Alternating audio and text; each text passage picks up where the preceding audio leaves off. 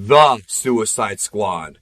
I went to go see an early screening of The Suicide Squad, directed by James Gunn, the latest film in the DC Extended Universe movie franchise. Today I will be giving you my thoughts on the film, non-spoiler. I will come back in the future with a spoiler review video going into more details about the plot and what I liked and did not like about specific scenes and characters. But here we're going to talk about, the basics. There's some confusion about this film because some have thought it's a remake or a reboot. And in a way, I could see people thinking it is a soft reboot. But no, it is canonical to the Suicide Squad film from a few years ago.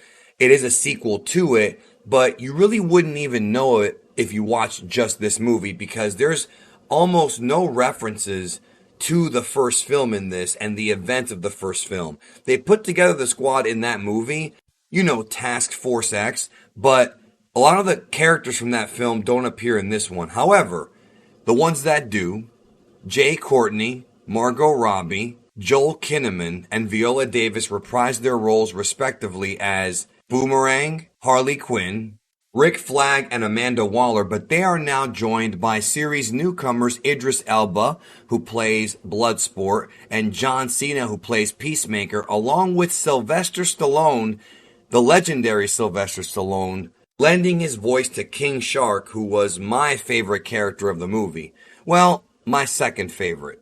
Also appearing in this movie are characters like The Thinker and Polka Dot Man, and they all have relatively important roles. James Gunn did a really good job in this movie of giving these characters the necessary screen time.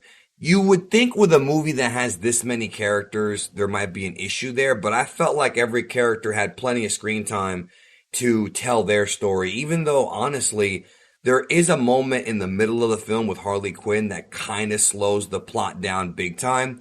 When you get past that, everyone kind of had their due time. Now, speaking of Will Smith and the first movie, Will Smith did not come back to reprise his role as Deadshot in this film, but I'm telling you right now, this script was written with Will Smith Deadshot in mind because when they brought Idris Elba in to play Bloodsport, with the exception of a few scenes here and there to sort of introduce you to the character, it's like the same character almost. It really is like the same character. He has a daughter, he's worried about her, he's reluctant to join Task Force X, but he's kind of forced into it.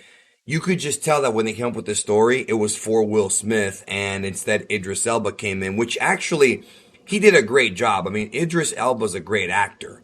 In some ways, Idris Elba's probably a more versatile actor than Will Smith.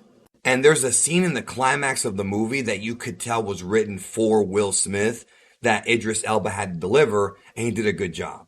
This movie is directed by James Gunn, who also directed Guardians of the Galaxy 1 and 2, and is a supreme expert at doing the hybrid action comedy type of film. When they brought in Joss Whedon to do Justice League when Zack Snyder could not complete his movie, and he had that really cringy humor that DC wanted, they wanted him to make it a more lighthearted film, he was the wrong guy. And obviously James Gunn was busy with Marvel at the time, but James Gunn, he does with this movie what Joss Whedon had problems doing, and that is balancing comedy with action and with suspense. However, this movie is a completely absurd roller coaster ride. They literally gave James Gunn carte blanche to do whatever he wants, and boy did he take advantage of it. Without Disney's shackles of making those films family friendly, this movie is the most unfamily friendly comic book film since Deadpool. It is gory as hell. There are disembowelings, decapitations, blood, guts, brain matter. This is a more violent movie than 2021's Mortal Kombat. This is, without question in my mind, the most violent comic book film I've ever seen. More than freaking Deadpool 2, and even like all the Snyder films, Watchmen. This takes the gore to a new level, and James Gunn is totally uncuffed here. The movie is a complete mess in a good way. It's a beautiful mess. It's very disjointed. There are parts where you might feel a bit lost, but then they reel you back in. There are weird edits here and there, but it almost feels like a like a Picasso painting in a way, because the individual shots, I mean, the third act of this movie is completely bonkers, just completely on a level of that we haven't even seen before in any DC film. Like, as far as, is this the best DC movie, right? I think a lot of you are going to say it is when you watch it. I think a lot of folks are going to point at this movie and say it's their favorite DCEU film. For me, it's still the Snyder Cut. I still like that movie a bit more because I thought I built up the characters better. But this movie is completely over the top bonkers. It is James Gunn, an example of what James Gunn can do if he's allowed to do whatever he wants to do. This movie is chaos. I'm telling you right now, it's going to be a movie where the critics are going to probably pan the crap out of it. They're going to probably trash it. Maybe not the online critics, but the ones that write for magazines and, of course, Rotten Tomatoes bullshit. But I think the fans are really going to dig this film. It just does things that other DC movies don't do. They managed to capture that Marvel kind of lightheartedness, that sort of positive, and actually pretty optimistic vibe. The movie has a lot of optimistic messages, but yet it's got so much gore and so much violence and so many dirty jokes. Like, it's a movie that is not for kids in the slightest, but kids are going to love this movie. It's like when I was a kid. Like, I watched R-rated films since I was like 4 or 5 years old, and I loved them, even though I wasn't supposed to watch them. That's what this movie is. I got to give a huge shout out to John Cena playing the Peacemaker.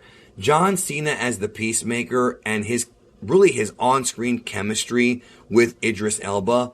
I never thought in my wildest dreams watching John Cena on WWE that I would ever see him share the screen with Idris Elba and have that much charisma with him, dude. I couldn't believe it. People were criticizing John Cena in Fast 9. This is a different John Cena. John Cena is really good at doing comedy, yo. He's like Chris Hemsworth. Okay, maybe not that funny, but he's pretty damn funny in this film. And honestly, the one character that I thought was somewhat of a detriment, and this is me being real with you, was Harley Quinn. I thought that she was less effective in this movie than I wanted her to be, and I thought she was probably way, way, way better in Birds of Prey. Granted, that was her movie. This movie was better than Birds of Prey overall, but she was better in Birds of Prey than she was here. There were parts of this movie where I thought she was kind of annoying, but man, Idris Elba, John Cena, and then of course Sylvester Stallone playing King Shark. King Shark is the most lovable murderer ever. Can you imagine if they somehow took the original 1975 Jaws film and turned Jaws into a sympathetic, heroic character? That's what they did with King Shark, bro, and it was awesome. The movie never takes itself too seriously, which a lot of James Gunn movies are like that. He really was the perfect director to do a Suicide Squad film. He really, really was. And I think after this movie, a lot of people are going to want him to come back and do more DC. Since the Snyderverse is probably not happening, unfortunately, I could see a lot of fans wanting James Gunn to come back and control the DCEU, but we know that he's got to go back to Marvel and do Guardians of the Galaxy 3, which, by the way, Taika Waititi is in this movie. I didn't even know he was in this film until I saw the opening credits.